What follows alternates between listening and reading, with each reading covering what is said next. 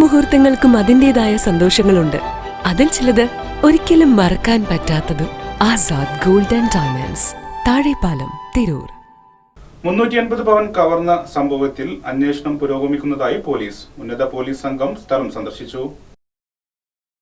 പൊന്നാനി ഐശ്വര്യ തിയേറ്ററിന് സമീപമുള്ള വീട്ടിൽ നിന്നും 350 പവൻ സ്വർണം മോഷണം പോയ സംഭവത്തിൽ ഡിവൈഎസ്പി ശശീന്ദ്രന്റെ നേതൃത്വത്തിലുള്ള അന്വേഷണം വിലയിരുത്തി. മലപ്പുറത്തു നിന്നുള്ള പ്രത്യേക സ്ക്വാഡുമായി കൂടിയാലോചനയും നടന്നു.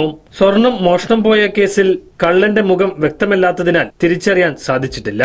ജില്ലയിൽ മോഷണം വർദ്ധിക്കുന്നത് തടയുന്നതിന്റെ ഭാഗമായി പൊന്നാനി, കുറ്റിപ്പുറം, തിരൂർ, വളാഞ്ചേരി, ചങ്ങരംകുളം എന്നിവിടങ്ങളിലെ SHOമാരെ ഉൾക്കൊള്ളിച്ചുകൊണ്ട് ക്രൈം സ്ക്വാഡും രൂപീകരിച്ചു. അന്വേഷണം പുരോഗതിയുണ്ടെന്നും പ്രതിയെ ഉടൻ പിടികൂടാൻ സാധിക്കുമെന്നും പോലീസ് പ്രത്യാശ പ്രകടിപ്പിച്ചു.